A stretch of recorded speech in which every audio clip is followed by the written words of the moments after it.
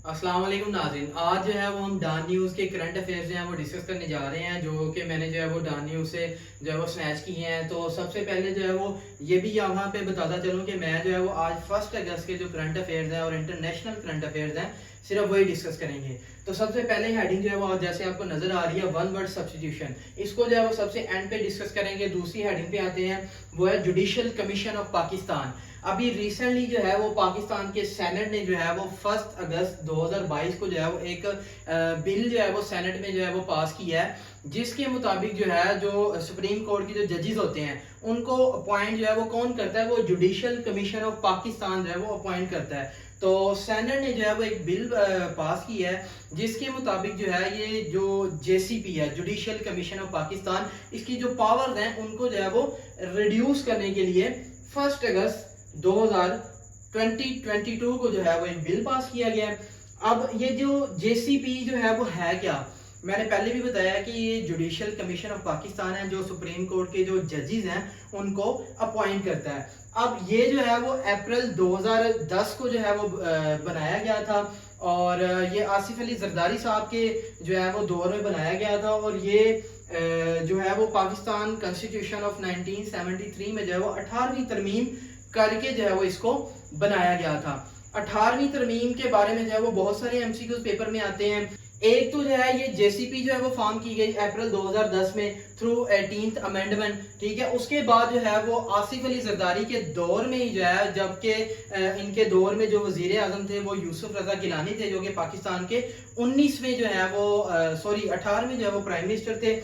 इन्होंने जो है वो 19th अमेंडमेंट करके पाकिस्तान के कॉन्स्टिट्यूशन में, और इसके जो मेंबर हैं वो पहले जो है वो 7 थे जब ये बनाएगी, अप्रैल 2010 में जब ये जेसीपी बनाएगी तो इसके 7 मेंबर थे, ठीक है। और जब जो है वो इसमें 19th अमेंडमेंट की गई दोबारा उसके दौर में, यूसुफ रजा गिलानी के दौर में, तो इसकी जो सीटों की जो तादाद थी वो जो है वो 7 से बढ़ाकर जो है वो कितनी कर दी गई, 9 कर दी गई। मतलब 2 सीटें जो है वो उसमें इजाफी कर दी गई। अब इसके साथ ही जो है वो आगे आते हैं, तो ये न्यूज़ में जो है वो different prime ministers of different countries जो है वो बयान किए गए थे। जापान का देखते हैं तो ये फोमियो कशीदा जो है वो इसका प्रेसिडेंट था, और टर्की का जो है वो फोर्ट ओक्ताए, ठीक है। नेपाल का जो है वो शेर बहादुर था, और बांग्लादेश की करंट प्रेसिडेंट जो है वो शेख हसीना है। इन्होंने जो है वो पेपर में ये पूछा जाता है कि बांग्लादेश ने जो है वो किसको जो है वो ओवरकम किया है, उसमें जो है वो खालिदा जिया जो है वो इससे पहले बांग्लादेश की प्राइम मिनिस्टर थी। बांग्लादेश ये जो है वो एक एशियन कंट्रीज है, और इसी तरह जो है वो सकूते ढाका जो है वो आपको पता है 16 दिसंबर 1971 में हुआ था। अच्छा, आगे है इंटरेस्टिंग फैक्ट। इंटरेस्टिंग फैक्ट जो है वो मैंने आपके लिए बचा के रखे हैं, ये वीडियो के जो है वो मैं एंड में बताऊंगा कि ये मनीषा रोपिता जो है वो इसने क्या कारनामा सर अंजाम दिया है, कि मैंने जो है वो इसे एक इंटरेस्टिंग फैक्ट की जो है वो हेडिंग दे दी है। तो टाइम ज़ाया किए बगैर जो आगे चलते हैं, तो ये रिसेंटली जो है वो इंडिया की प्रेसिडेंट जो है वो चेंज हुई है, जिसका नाम जो है वो द्रौपदी मुर्मू है। ये 25 जुलाई 2022 को जो है वो चेंज की गई है। ये इंडिया की जो है वो 15वीं प्रेसिडेंट है, और इसके अलावा जो है वो ये इंडिया की फर्स्ट ट्राइबल प्रेसिडेंट है। ये बहुत इंपॉर्टेंट एमसीक्यूज है, इसको लाजमी जो है वो याद रखिएगा। अब रिसेंटली जो है वो एचईसी का चेयरमैन भी जो है वो चेंज किया गया है, और पहले जो है वो कोई और था, लेकिन करंटली जो है वो डॉक्टर मुख्तार को जो है वो एचईसी का चेयरमैन जो है वो अपॉइंट कर दिया गया है। अब रिसेंटली जो है वो एक रिपोर्ट आई है, हेनले पासपोर्ट इंडेक्स। अब इस रिपोर्ट ने जो है वो जो डिफरेंट कंट्रीज के जो पासपोर्ट है उसकी रैंकिंग की है। अब इसके मुताबिक पाकिस्तान जो है वो दुनिया का सबसे जो है वो चौथे नंबर की वो कंट्री है जो पासपोर्ट के लिहाज से जो है वो वर्स्ट कंट्री है। तीसरे नंबर पे जो है वो अफगानिस्तान है, दूसरे नंबर पे इराक है, और सबसे पहले नंबर पे जो है वो सीरिया शामिल है। तो पाकिस्तान जो है वो इतनी दूर नहीं है, पाकिस्तान भी चौथे नंबर पे है। और ये आगे चलते हैं, तो आगे जो है वो डिफरेंट स्पोर्ट्स और गेम्स के बारे में जो है वो उसमें डान न्यूज़ में जो है वो बताया हुआ था। तो सबसे पहले जो वहाँ पे मैंने देखा वो ये था कि 2024 की जो ओलंपिक्स है वो जो है वो कहाँ पे होने वाली है, ये पेरिस में होने वाली है। इसकी थीम जो है वो है गेम्स वाइड ओपन, ठीक है। और ये अब ओलंपिक्स का जो है वो जिक्र आ गया है, तो ये जो है वो 1896 में जो है वो हिस्ट्री में जो है सबसे पहले स्टार्ट हुई थी। ये भी पूछा जाता है कि कहाँ से स्टार्ट हुई थी। ये जो है वो एथेंस, ठीक है, ग्रीस एथेंस में जो है वो सबसे पहले स्टार्ट की गई। और इसके अलावा जो है ओलंपिक्स से रिलेटेड ये पूछा जाता है कि इसकी फ्लैग जो है वो किस तरह का है। तो याद रखना है आपने, इसके ओलंपिक्स का जो फ्लैग है उसमें 5 जो है वो रिंग्स है जिसके डिफरेंट कलर्स हैं, उनके कलर्स भी पेपर में पूछे जाते हैं। ये जो है वो आपने मुझे जो है वो गूगल से सर्च करके बताना है। और फिर इसका जो फ्लैग का जो बैकग्राउंड है ओलंपिक्स फ्लैग का, वो जो है वो वाइट है और उसके आगे जो है वो 5 रिंग्स जो है वो बनाए गए हैं। ये थे ओलंपिक से रिलेटेड इंपॉर्टेंट एमसीक्यू।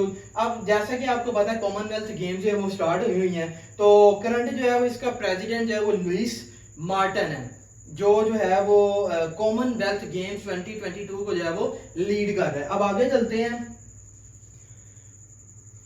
आगे जो है वो ECP of Pakistan, ECP stand for election commission of Pakistan. Currently जो है वो सिकंदर सुल्तान राजा जो है वो इसके चेयरमैन है और इसके secretary of chief election commissioner, chief election commissioner Sikandar Sultan Raja है और इसके सेक्रेटरी जो है वो डॉक्टर अख्तर नजीर है। ये असिस्टेंट डायरेक्टर इंटेलिजेंस ब्यूरो का जो पेपर हुआ ना अभी 3-4 दिन पहले, ये उसमें जो है वो पूछा गया था कि चीफ इलेक्शन कमिश्नर के सेक्रेटरी जनरल का जो है वो क्या नाम है, तो ये आपने जो है वो याद रखना है। फिर डिफरेंट मिनिस्टर जो है वो पेपर में बयान किए गए थे। फाइनेंस मिनिस्टर जो है वो पाकिस्तान के मुफ्ताह इस्माइल हैं, इंटीरियर मिनिस्टर जो है वो राना सनाउल्लाह हैं। इन्होंने जो है वो गवर्नमेंट ने क्या किया है कि 30 बिलियन रुपीस जो है वो डिफरेंट टैक्स जो है वो इम्पोज किया है ताकि जो है वो पीएसओ पाकिस्तान स्टेट ऑयल को जो है वो डिफॉल्ट और बैंकरप्सी से जो है वो बचाया जा सके। आगे आगे सबसे इंपॉर्टेंट यार, ये जो है वो सबसे इंपॉर्टेंट है, ठीक है, इसको जो है वो आपने जो है वो लाजमी समझना है। IMF and Pakistan. सबसे पहले जो है वो आपको पता होना चाहिए कि आईएमएफ क्या होता है। IMF stand for international monetary fund, ठीक है। अब इसका पाकिस्तान के साथ जो है वो क्या ताल्लुक है, थोड़ी सी जो है वो इसकी मैं हिस्ट्री बता दूं। इसको जो है वो आईएमएफ को थ्रू ब्रिटेन वुड कॉन्फ्रेंस जो है वो 1944 में जो है वो बनाया गया था, ठीक है। और इसने जो है वो पाकिस्तान ने जो है वो आईएमएफ को हिस्ट्री में जो है 1950 में जो है वो ज्वाइन किया था आईएमएफ को। इसके अलावा जो है वो पाकिस्तान जो है वो पहली मर्तबा हिस्ट्री में जो है वो पहली मर्तबा आईएमएफ के पास जो है वो कब कर्जा लेने गया, तो 1957 में जो है वो पाकिस्तान हिस्ट्री में आईएमएफ के पास जो है वो कर्जा लेने गया। और रिसेंटली जो है 2019 में आईएमएफ और पाकिस्तान के दरमियान जो है एक डील साइन हुई है जिसके मुताबिक जो है वो आईएमएफ ने पाकिस्तान को टोटल जो है वो $6 बिलियन जो है वो कर्जा देना था और उसकी जो है उसने डिफरेंट ट्रेंचेस और इंस्टॉलमेंट्स जो है वो बनाई हुई थी। अब रिसेंटली जो है वो उसने $1.2 बिलियन जो है वो रिलीज करने जा रहा है, ठीक है। और ये थ्रू मतलब किस एग्रीमेंट के जो है वो ये करने जा रहा है, वो है EFF एक्सटेंडेड फंड फैसिलिटी, जो कि 2019 में आईएमएफ और पाकिस्तान के दरमियान जो है वो साइन हुई थी। ये जो है वो आपने याद रखनी है। अब ये रिसेंटली जो काउज के जो हमारे जो चीफ ऑफ आर्मी स्टाफ है जनरल कमर जावेद बाजवा, उन्होंने जो है वो रिसेंटली वेंडी शर्मन जो कि यूएसए का डिप्टी सेक्रेटरी ऑफ स्टेट है, उसको जो है वो फोन करके जो है वो ये कहा है कि पाकिस्तान को जो है वो कर्जा जो है वो जल्दी आईएमएफ रिलीज कर दे, क्योंकि पाकिस्तान जो है वो पहले ही इकोनॉमिक जो है वो इंस्टेबिलिटी है पाकिस्तान में, ठीक है। और इन्होंने कॉल जो है वो कब की कमर जावेद बाजवा सामने 29 जुलाई 2022 को, ये जो है वो आपने याद रखना है, पेपर में पूछा जा सकता है। फिर इसी तरह डिफरेंट प्रेसिडेंट्स आजकल, जैसा कि आपको पता है यूक्रेन और रशियन क्राइसिस जो है वो चल रहे हैं।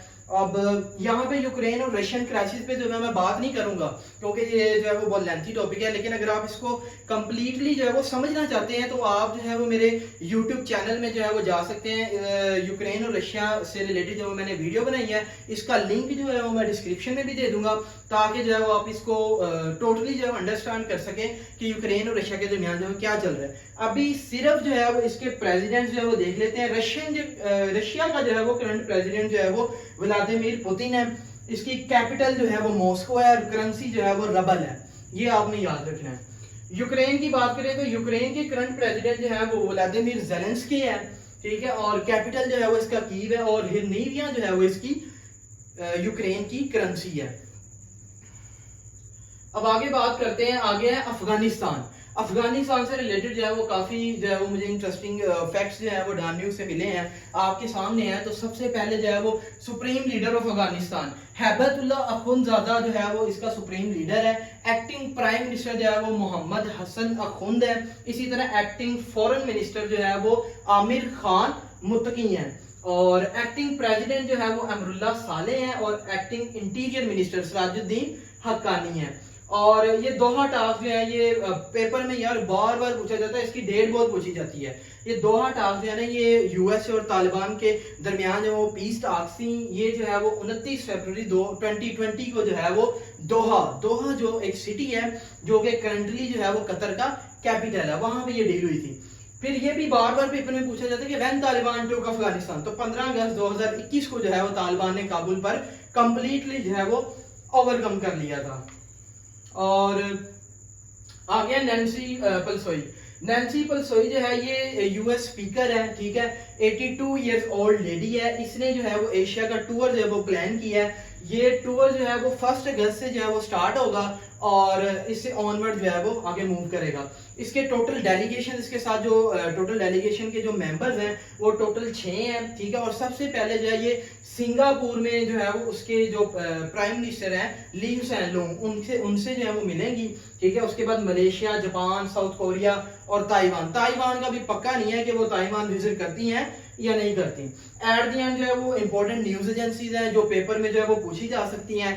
एएफपी जो है ये फ्रेंच न्यूज एजेंसी है, रिटर्स इसी तरह ये यूके की न्यूज एजेंसी है, और एट द एंड जो है वो निकी एशिया, ये जो है वो जापान की न्यूज एजेंसी है, और एट द एंड जो है वो हयून जो है ये इजराइल, ठीक है, टेल अवीव जिसका कैपिटल है उसकी जो है ये न्यूज एजेंसी है।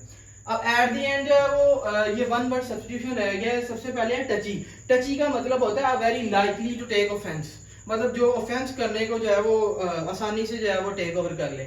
और दूसरा जो वर्सटाइल का मतलब होता है capable of dealing with many subjects, मतलब एक ही टाइम पे जो है वो डिफरेंट सब्जेक्ट्स में जो वो माहिर होना।